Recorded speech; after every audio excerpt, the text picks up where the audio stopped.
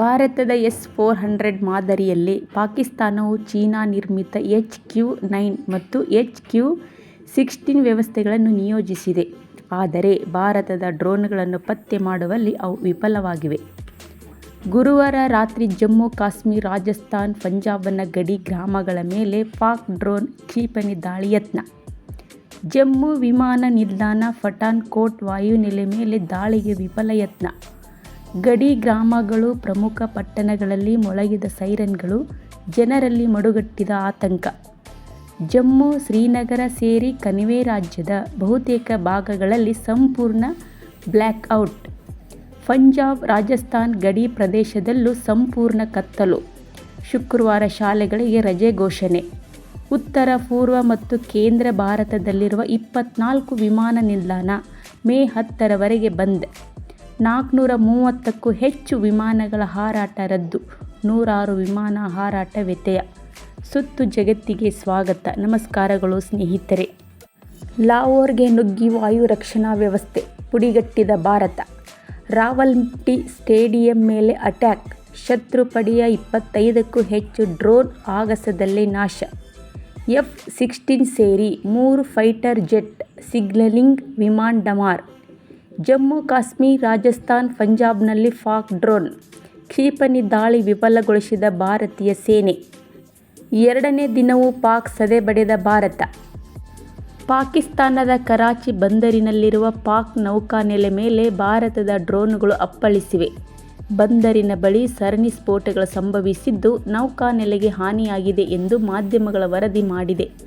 INS Vikrant ಯುದ್ಧ ನೌಕೆಯ ಮೇಲಿಂದ MiG-29 ವಿಮಾನ ಬಳಸಿ ವಾಯುಪಡೆ ಮತ್ತು ಜಂಟಿಯಾಗಿ ಕಾರ್ಯಾಚರಣೆ ನಡೆಸಿದೆ.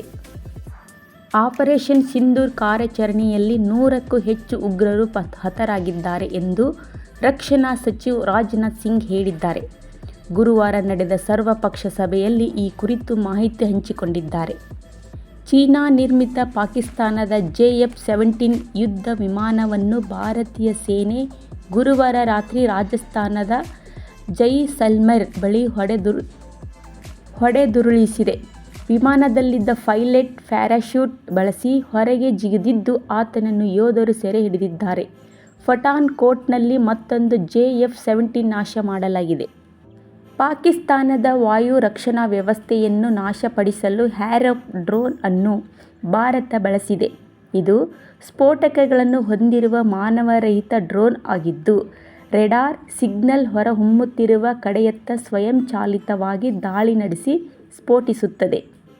ಶತ್ರು ಪಾಳೆಯದ ರೇಡಾರ್ ವ್ಯವಸ್ಥೆಯನ್ನು ಪುಡಿಗಟ್ಟಲೆಂದೇ ವಿಶೇಷವಾಗಿ ಇವುಗಳನ್ನು ತಯಾರಿಸಲಾಗಿದೆ. ಇಸ್ರೇಲ್ ತಂತ್ರಜ್ಞಾನ ಬಳಸಿ ಬೆಂಗಳೂರಿನಲ್ಲೇ ಇವುಗಳನ್ನು ತಯಾರಿಸಿರುವುದು ವಿಶೇಷವಾಗಿದೆ. ಆಪರೇಷನ್ ಸಿಂಧೂರ್ ಕಾರ್ಯಾಚರಣೆ ಬೆನ್ನಲ್ಲೇ ಭಾರತದ ನಾಗರಿಕರು ಮತ್ತು ಸೇನಾ ನೆಲೆಗಳನ್ನು ಗುರಿಯಾಗಿಸಿದ ಪಾಕಿಸ್ತಾನಕ್ಕೆ ಭಾರತೀಯ ಸೇನೆ ತಕ್ಕ ತಿರುಗೇಟು ನೀಡಿದೆ. 2ನೇ ದಿನವೂ ಆಪರೇಷನ್ ಸಿಂಧೂರ್ ಮುಂದುವರಿಸಿರುವ ಭಾರತವು ಜಮ್ಮು ಕಾಶ್ಮೀರ, ಪಂಜಾಬ್ ಹಾಗೂ ರಾಜಸ್ಥಾನದ 15 ಸ್ಥಳಗಳ ಮೇಲೆ ಡ್ರೋನ್ ದಾಳಿಗೆ ಪಾಕ್ ನಡೆಸಿದ ಯತ್ನಗಳನ್ನು ವಿಫಲಗೊಳಿಸಿದೆ. ಇದಕ್ಕೆ ಪ್ರತಿಯಾಗಿ ಗುರುವಾರ 25ಕ್ಕೂ ಹೆಚ್ಚು ಡ್ರೋನ್ಗಳ ಮೂಲಕ ಪಾಕಿಸ್ತಾನದ ಮೇಲೆ ಅಟ್ಯಾಕ್ ಮಾಡಿದೆ. ಲಾಹೋರ್ನಲ್ಲಿ ಪಾಕ್ ವಾಯು ರಕ್ಷಣಾ ವ್ಯವಸ್ಥೆಯನ್ನೇ ನಾಶಪಡಿಸಿದೆ. ಶತ್ರು ದೇಶದ 3 ಯುದ್ಧ ವಿಮಾನಗಳನ್ನು ನೆಲಕ್ಕುರುಳಿಸಿದೆ. ಉಭಯ ದೇಶಗಳ ನಡುವೆ ಉದ್ವಿಗ್ನತೆ ತೀವ್ರಗೊಂಡಿದ್ದು, ಗಡಿಯಲ್ಲಿ ಯುದ್ಧದ ವಾತಾವರಣ ಮನೆ ಮಾಡಿದೆ. ಭಾರತಕ್ಕೆ S-400 ಶ್ರೀರಕ್ಷೆ.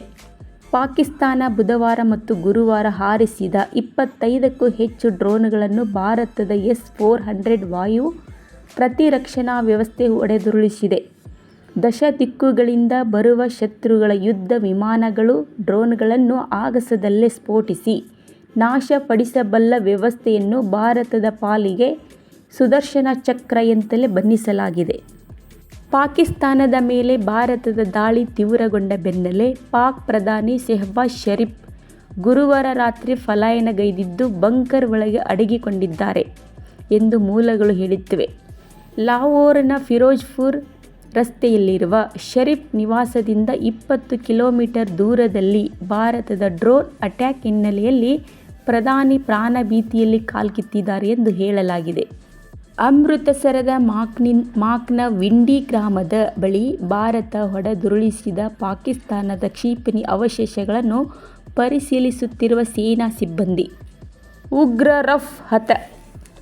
ಜೈಷೆ ಮುಖ್ಯಸ್ಥ ಮಸೂದ್ ಅಜರ್ ಸಹೋದರ ಮೋಸ್ಟ್ ವಾಂಟೆಡ್ ಉಗ್ರ ರಫ್ ಅಜರ್ ಆಪರೇಷನ್ ಸಿಂಧೂರ್ ಕಾರ್ಯಾಚರಣೆಯಲ್ಲಿ ಹತನಾಗಿದ್ದಾನೆ ಎಂದು ಮೂಲಗಳು ಖಚಿತಪಡಿಸಿವೆ.